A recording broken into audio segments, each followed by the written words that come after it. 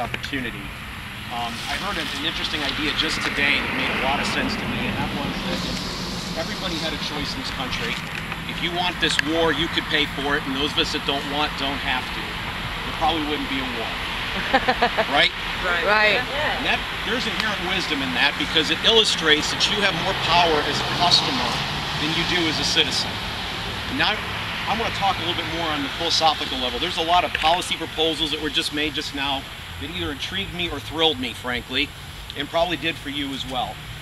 I don't want to stand up here and talk as a Syria expert. My experience has been that I was involved in political party activity and helping getting people elected, and I found that didn't work.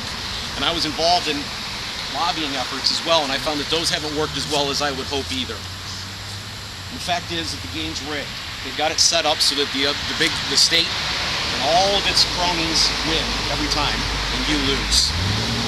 So that means we have to change the game. I mean, fundamentally change the game. And Thomas Jefferson suggested in the Declaration of Independence, all the way at the beginning, that all government rests upon the consent of the governed.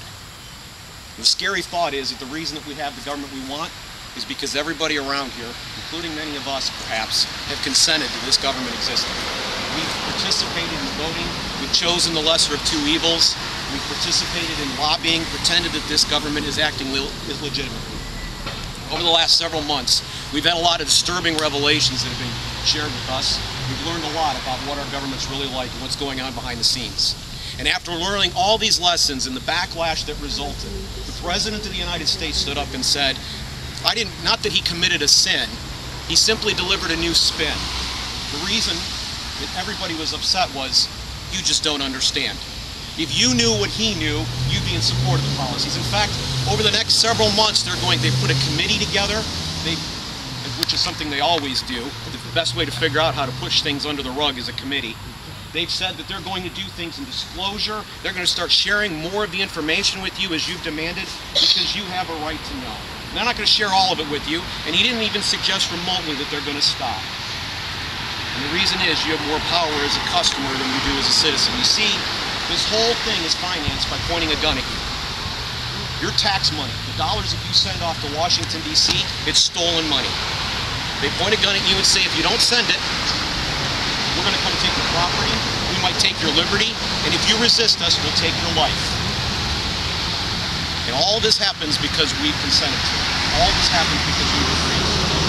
Now, my past experience, I don't want to talk about Syria. I don't want to talk about the specifics of the policy there and what's right and what's wrong. This isn't a pragmatic question. It's not a democratic question, frankly. It doesn't even matter how many people agree with us in the polls, even though overwhelmingly people have gotten exhausted with the endless state of war in which we find ourselves. It doesn't matter. And I'll illustrate it this way. If we were going to take a vote to load a certain class of people onto railroad cars and send them off to camps, what percentage would we have to mount in order for that act to be legitimate? It just simply wouldn't be. So many things that are going on in our society today, so much of the misery that's being caused is caused by the state. And because they're able to steal your money, and because they have control of those funds, they can do whatever they want with it. They can do whatever they want, as long as they're able to do it. You see, we start with violence, stealing the money, and we end with violence, bombing people. I want to suggest a different paradigm, a different way of thinking about things. And if what I'm saying interests you, we have a separate clipboard going around that you can sign up to be on our email list. And I call it the zero aggression principle. I saw a sign here, somebody had make love, not war. What does that really mean? Almost everybody will say that they believe in the golden rule. We should do unto others as we would have done you. But I'm suggesting something not even that dramatic. I'm saying don't tread on others. Don't initiate coercive force against others. You see, we all hold regard for each other when we're dealing with our interpersonal reactions. We treat our customers well. We treat our coworkers well. We treat our family members well. If we didn't do this, we wouldn't have friends. No one would want to be around us. But somehow or other, when the state gets involved, when we start talking about political governance, the rules change. It's like it's magic. It's okay if they sit and point a gun at somebody and tell them what their health care is going to be, or what their education for their children is going to be, or it tells them what wars we're going to have. It's not really up to you.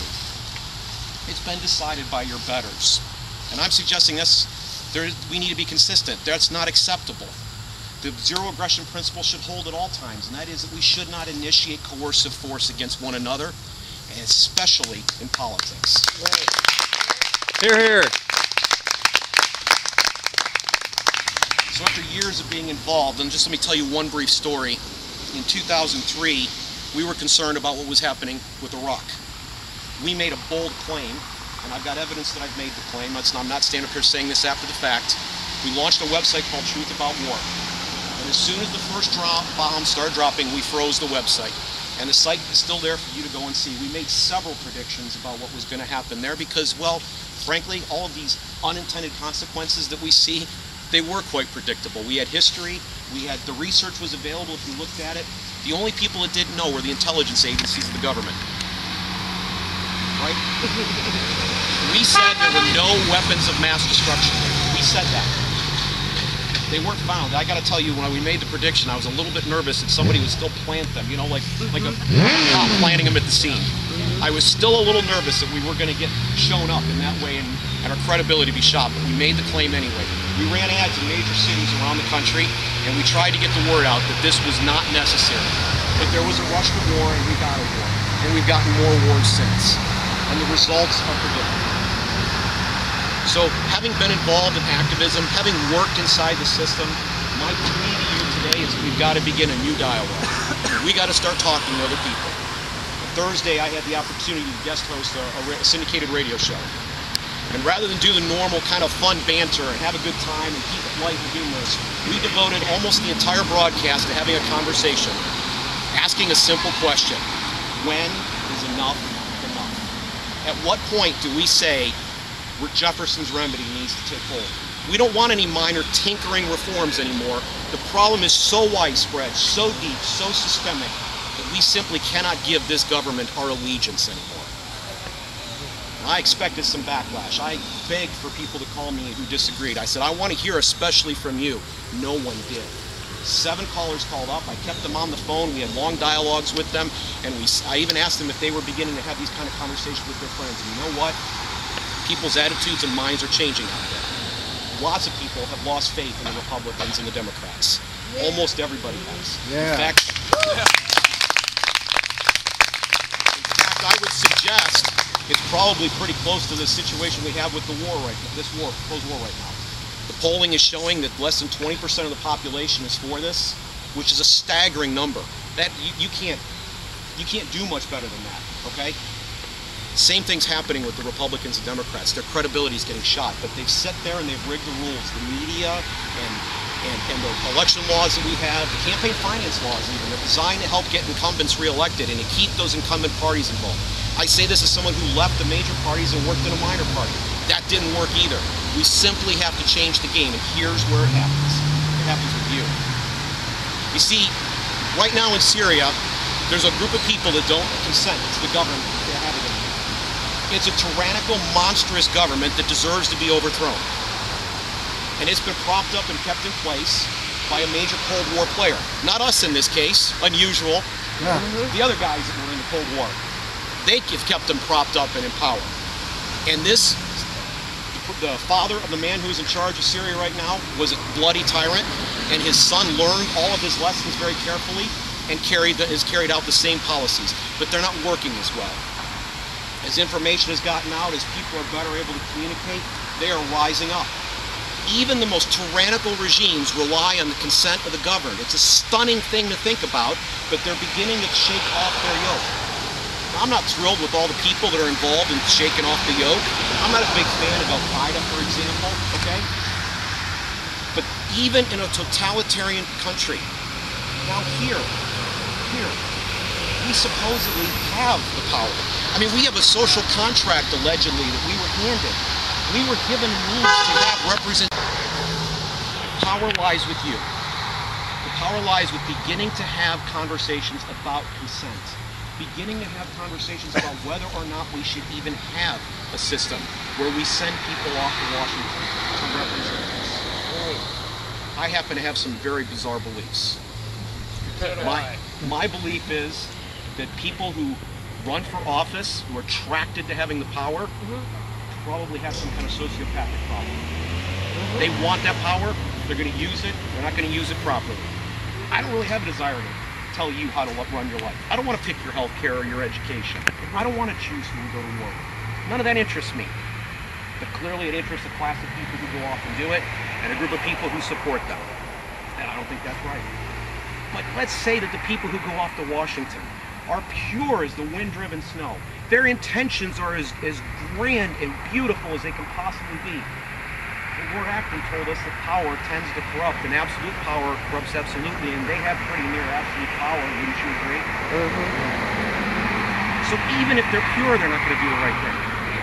But at the end of the day, I promise you, I've never woken up once, and this just occurred to me about 2 years ago. I've never woken up once and said, you know what, I am so glad that I have someone in Washington, D.C. to represent me.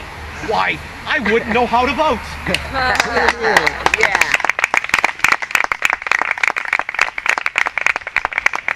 If you agree with the three things I just said, you've just proven to yourself that we don't need a Congress. We don't need Here, here. Now, I know for some people here what I've said might be a little bit new or might seem impossible to implement. We're going to begin the process of describing it. I actually work for an organization called Downsize DC. I'm a little bit embarrassed with the name because increasingly when I run into people, they think somehow I'm a Republican. I don't know any Republicans in Washington that actually want to downsize DC, so I'm a little confused by that. But we are starting a new project called the Zero Aggression Project to focus on this zero aggression principle. That it is wrong to initiate coercive force all the time. We don't do it amongst each other. It shouldn't be done politically. We will explain how you would put together a society, how you would even govern a society with the zero aggression principle. And if that interests you, I hope you'll get a hold of the clipboard. I think Corey's got it right now. And sign up to get on our email list. We're going to launch this hopefully before September's over. We're very close to having it done. And I would love to have you involved. I'm thrilled to see every one of you who has made it here.